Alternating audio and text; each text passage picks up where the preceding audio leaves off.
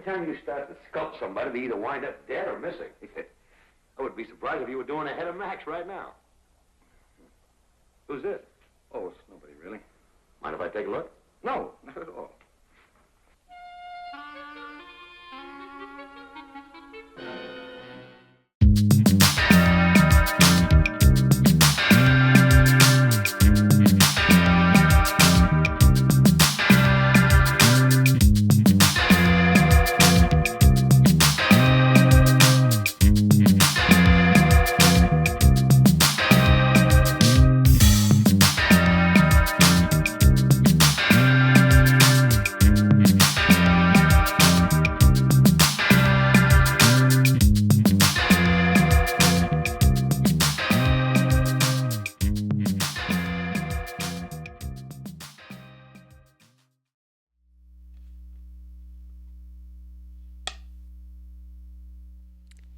Hey gang, Uncle Todd and Sonny here for our St. Patrick's Day review.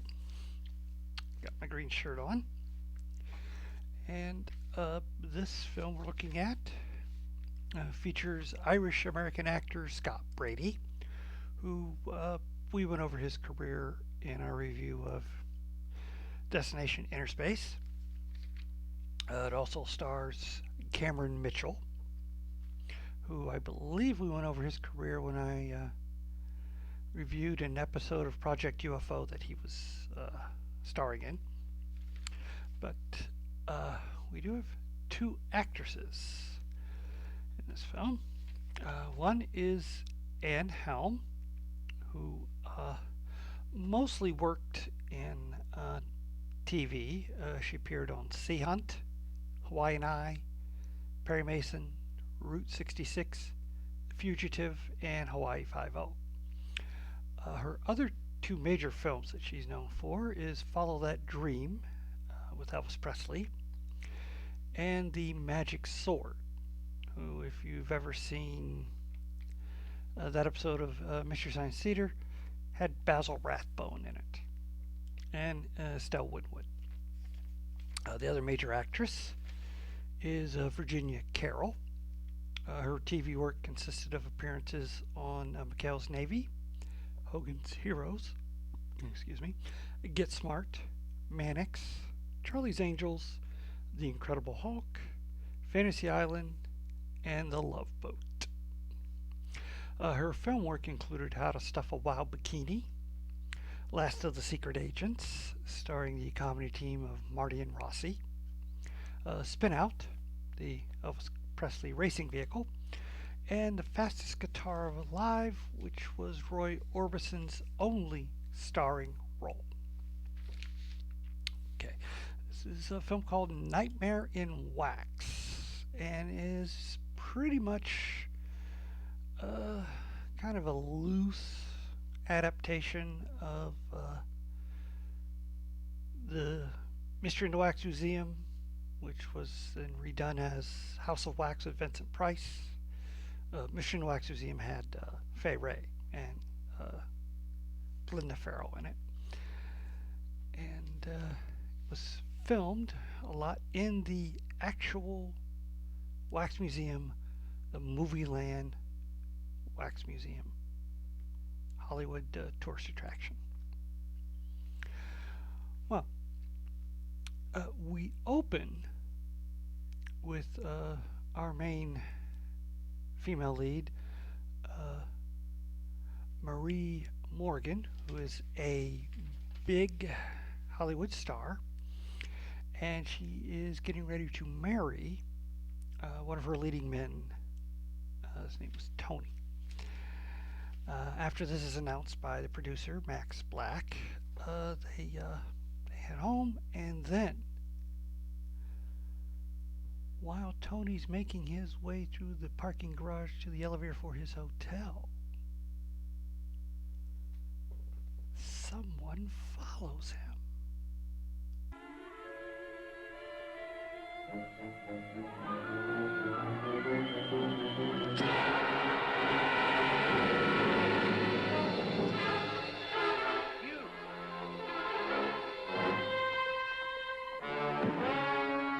"'Tis but a scratch."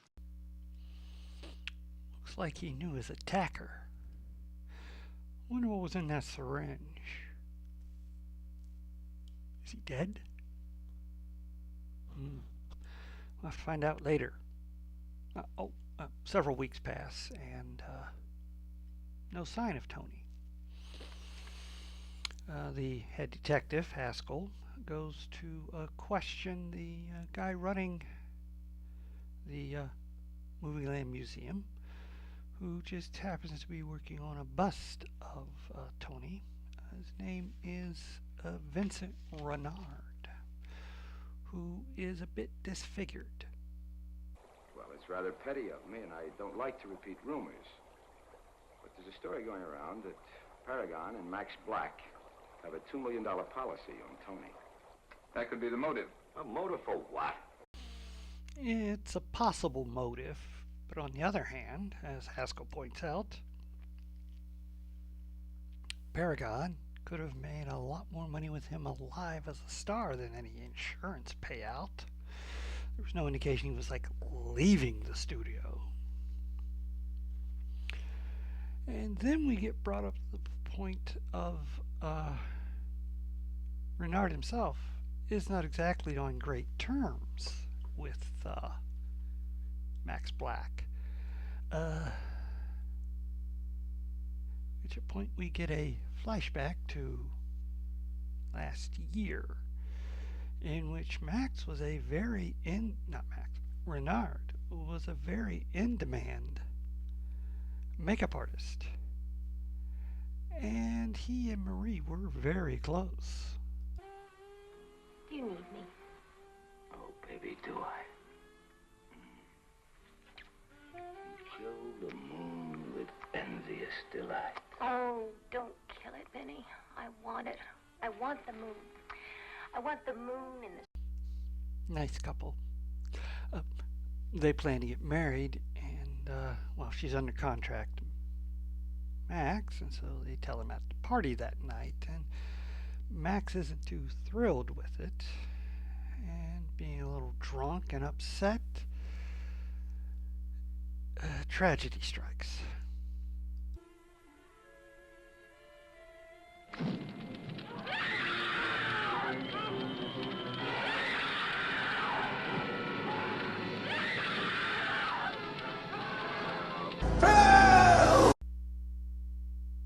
Boy, he's a jerk. And although he does look a little remorseful there at the end, no excuse. Luckily, Vincent manages to get to the pool and douse the flames.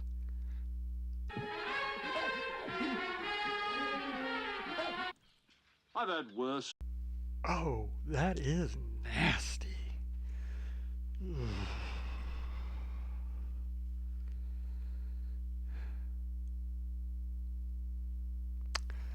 That's not good. Just because something isn't good doesn't mean it's bad. I knew you were going to do that, Lon. Anyway,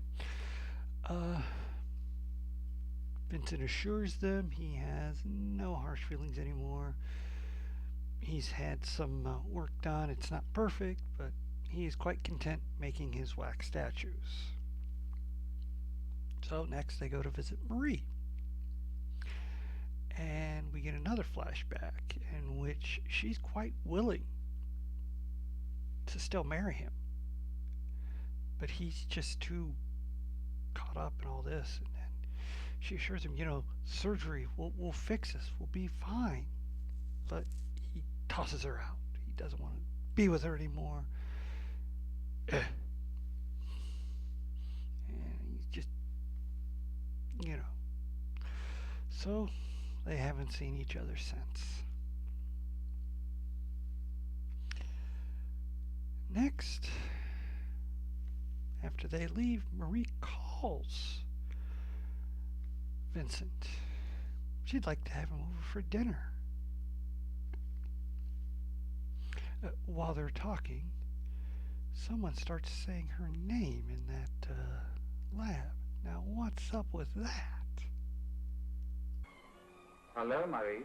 Shut Hello, Marie. Hello, Marie. Hello, Marie. Hello, Marie. Hello, Marie. Hello, Marie. Hello, Marie. What? So he's keeping Tony there drugged while he works on the wax statue. Okay.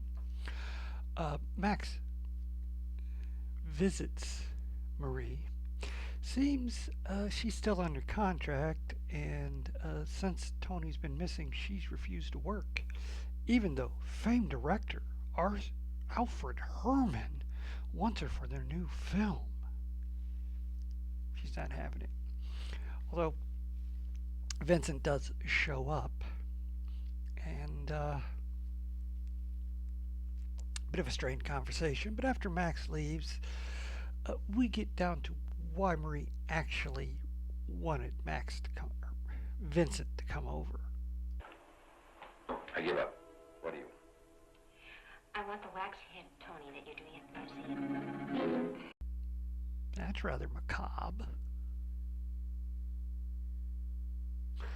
Wonder if Vincent will make a copy for her. Good price. What price? You. The price is you. I want you to pose for me. That didn't sound ominous at all. Also, you would think, after the accident that scarred up the right side of his face and took away his eye, he'd have given up smoking. Apparently not. Next, we go to the museum, where after closing, the tour guide / caretaker goes around and has some fun talking with the wax dummies, shooting out with Gary Cooper, telling Scarlett O'Hara he doesn't give a damn. And then he comes to the statues Vincent made of the previous missing actors that work for Max. My love, what shall we do? Go dancing? Or should we fly to the moon again?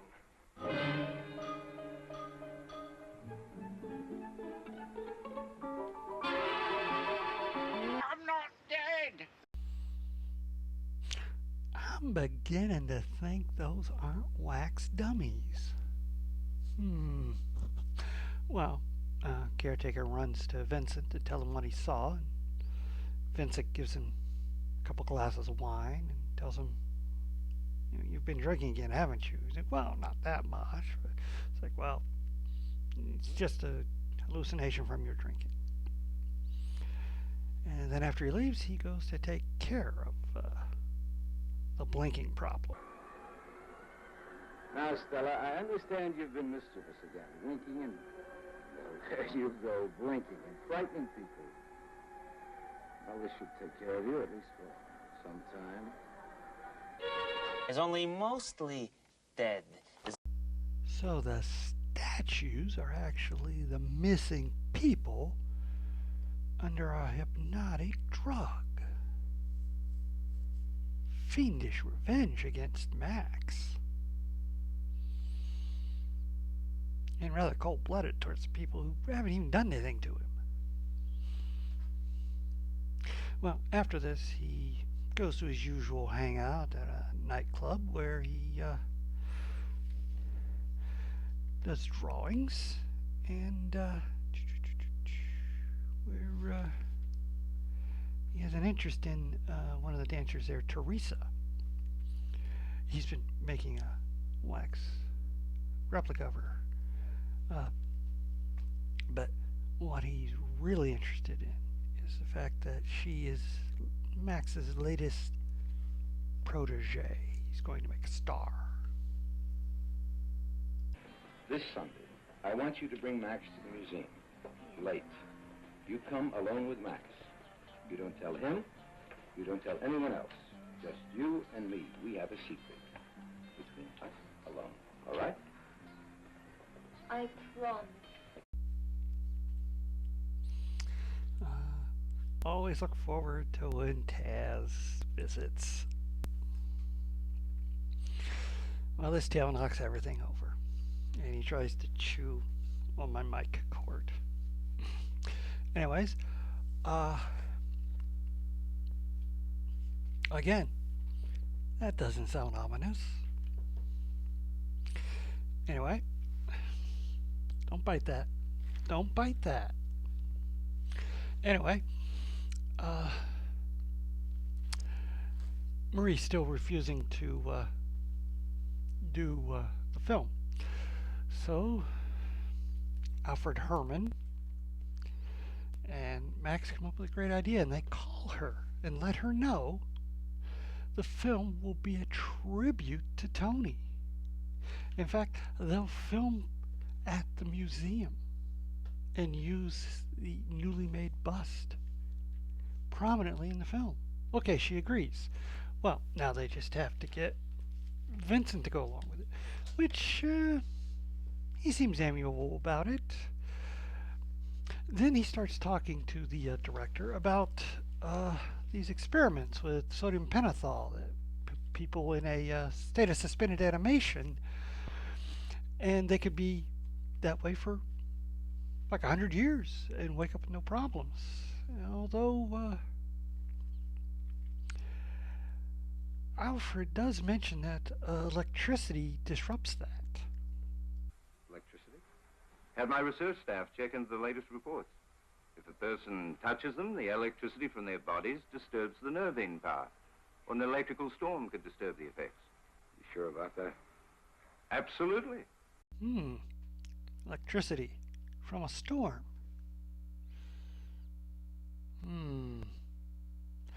Wonder if that's going to have any ramifications later on in the flick. Well, it's now Sunday night, and they come to see Vincent's handiwork.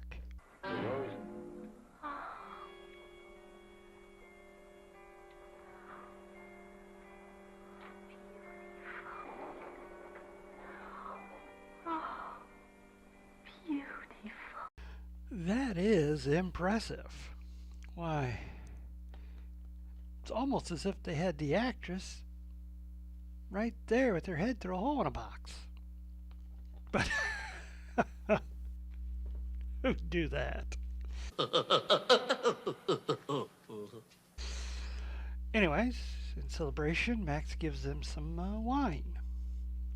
And after imbibing a bit, Max starts to feel a little weird.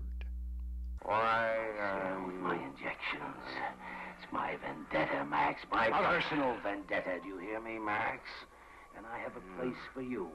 I have a needle for you, Max. You're going to be famous, Max. Oh, just gonna blurt it all out there then. Well,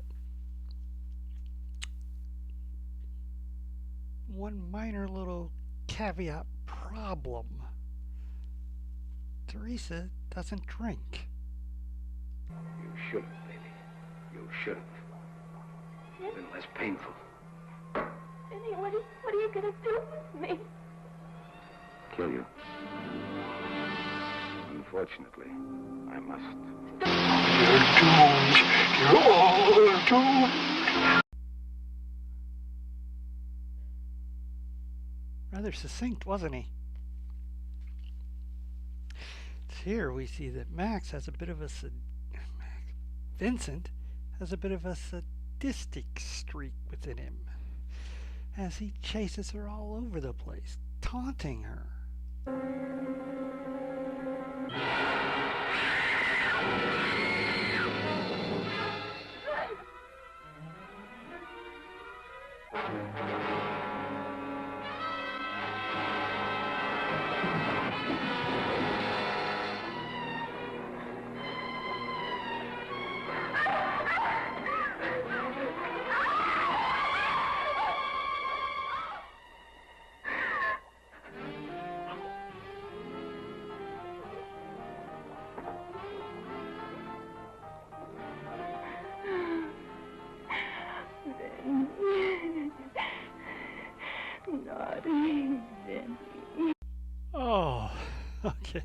He was just playing with her.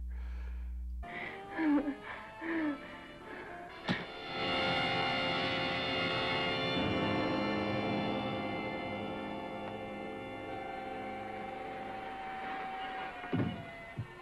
did you scream?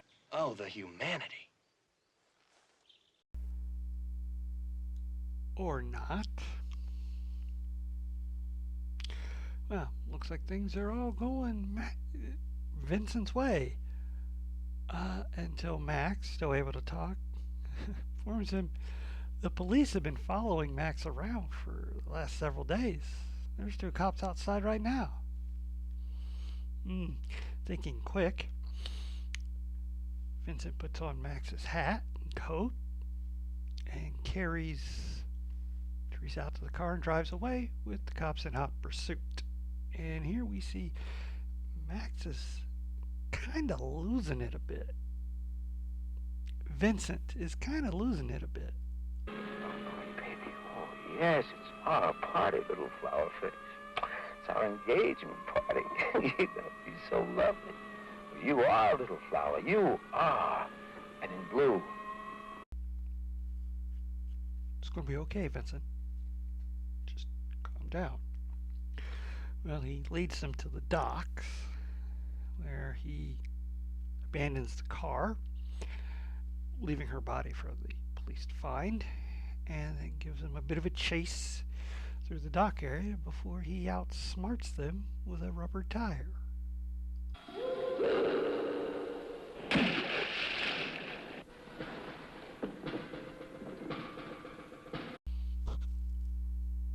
He is clever.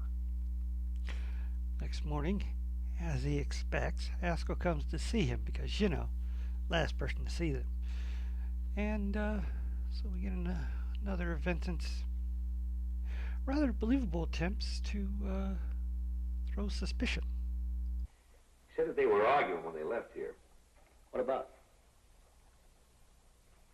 Max said something about Teresa putting pressure on him. I don't really know. Something about being compromised. Now, if you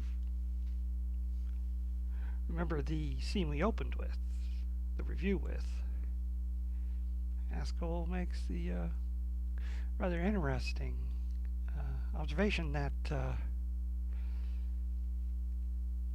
everyone that's disappeared seems to be connected to Vincent in some way. Except he's always got great alibis. Once outside, he talks to his partner, and he's just not buying what happened last night, or Vincent's story. So he goes back into the museum and hides. His partner will stay outside and watch. Now, Maria has agreed to come over for the sculpting. And wouldn't you know it, there's a thunderstorm brewing. Anyway, after closing time, Marie shows up and Vincent gets her ready for sculpting.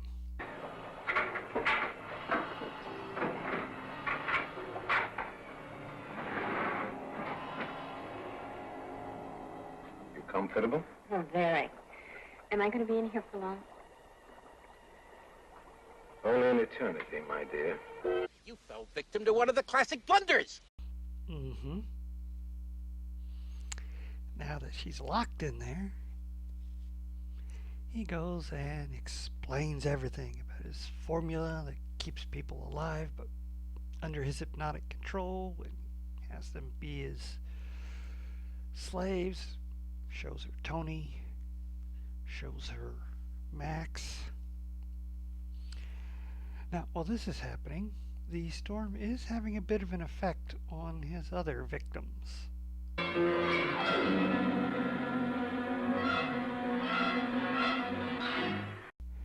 I know what you're thinking. They're going to come alive and they're going to attack Vincent and save Marie. No. It bears nothing on the plot. Get used to disappointment. Hey. He does have a special with revenge for Max, though.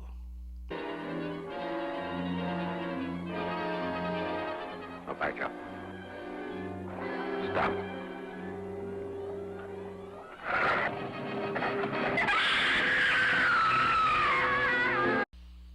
And then he commands Max to be able to speak and to have his personality back. Just to taunt him some more. But he's not done. He goes and gets the other 3 victims and brings them and has them follow him in. Unbeknownst, they're followed by Haskell, so let's see how the rescue goes. Don't be foolish with that knife, Sonny. Watch yourself.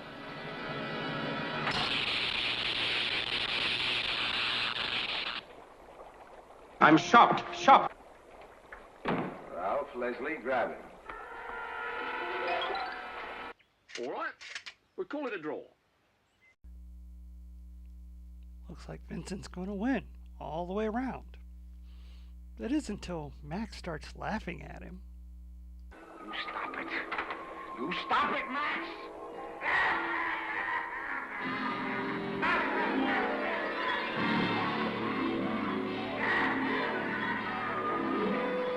Oh, who could have foreseen?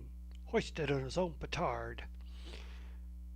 And then things get weird. I mean, weird.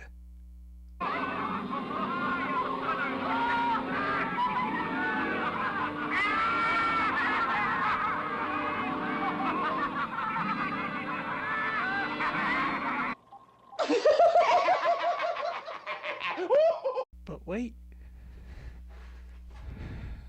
Now comes the denouement. On your hula hoops.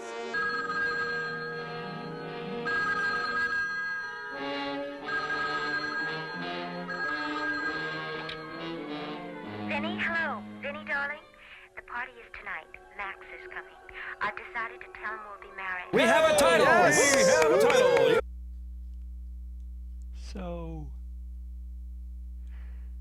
he had a nightmare, hence the title. But it does raise some questions. Was this a dream about what will happen? Is it his own anxieties over what Max might do? Is he not really sure he wants to marry Marie? A lot of unanswered questions here. This is an okay film. It's very low budget, although you get added benefit from filming in the actual museum in some scenes. You know, gives you a little more production value. It's very slow moving. There's not a lot of action in it, except for that final third when we get the chase and then all that stuff with the cauldron of wax and everything. But that ending, it just kind of goes off the rails. I mean, if they just ended with him falling into the vat, that'd have been something. And then, you know, everybody's saved. Yay! Because Max is cognitive at that point. He could release everybody. But, no, they went the route of it was all a dream, which I think even by 1969 was a bit of a hack idea. Although not as hack as the it was all a dream for a complete season of Dallas. I think I've told this before. My mom quit the show, and she was a diehard fan, loved JR, but the whole thing being a dream. Nope. She even accepted when they had a range war with the ranch that was neighboring them. But anyways, this basically is Cameron Mitchell's film. He is the only reason to watch it. He gives a great performance. Sinister, unhinged, romantic in some of the earlier scenes. Oh, one of the interesting scenes I thought was in the nightclub, where he's friends with the bartender. People that come by, they pat him on the shoulder. Hey, nice to see you, Vinny. Which really gives some added depth to his character. He's not this single-minded villain. He actually has friends and gets along with people, and which I kind of like that aspect. And in that scene, Cameron Mitchell gets to be very charming, especially with Virginia Carroll's Teresa. And he has a good chemistry with Anne Helm in their early romantic scenes. And even their later scenes, there is chemistry between them.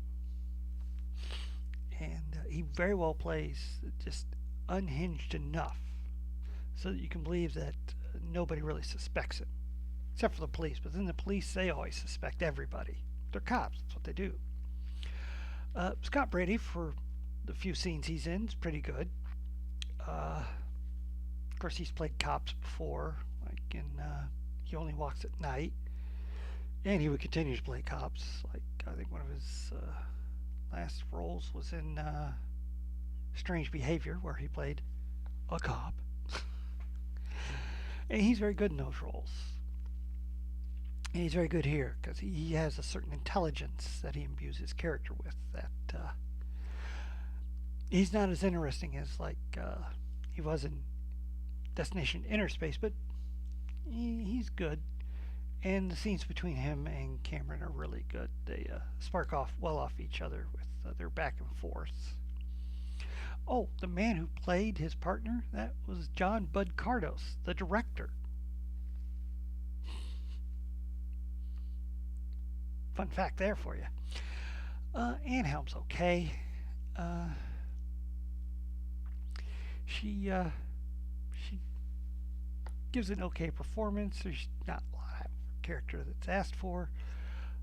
Virginia Carroll, she plays a very typical, standard dumb blonde. Although there are scenes with her and the actor playing Max, especially when they're on the way to the Wax Museum, where she shows a little bit of a deviousness about her. There's a hidden intelligence. She may be a bit dim, but she knows the ways the world works, especially when it comes to Hollywood producers.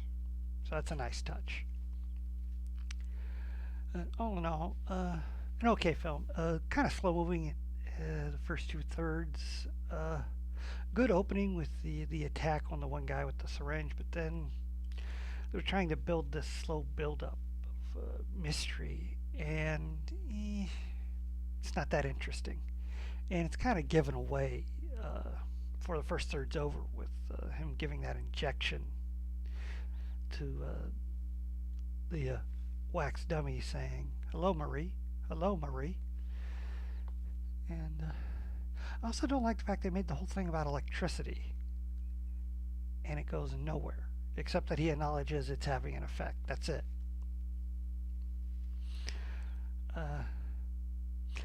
I do like that little bit of action there where the one actress inadvertently electrocutes herself. It was pretty good.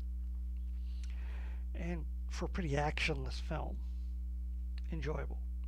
Also, the cat and mouse at the docks was pretty engaging, especially when he does that little trick and gets away. Pretty nice. Well, there's not much else to tell about this film. It's not a must-see. But if you like low-budget exploitation for horror with a little bit of a mean spirit from a cold-blooded villain, this might fit the bill. Or if you're just a fan of Cameron Mitchell, he's always entertaining on screen. Even if the film is completely crap, he will always give a good performance, an entertaining performance. It's probably one of the main reasons a lot of his late at the end of his life films even get watched. It's because he just adds something to it. Well, please hit like, share, and subscribe, and stay after the credits for my favorite scene.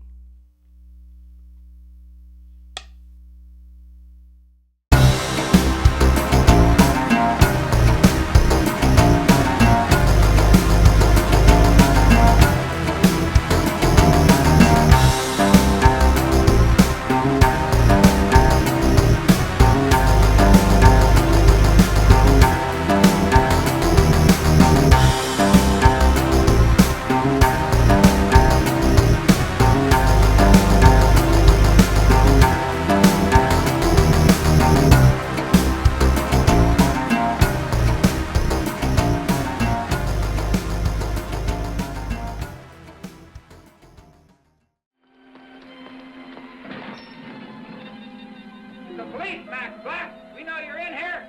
Will you shut up?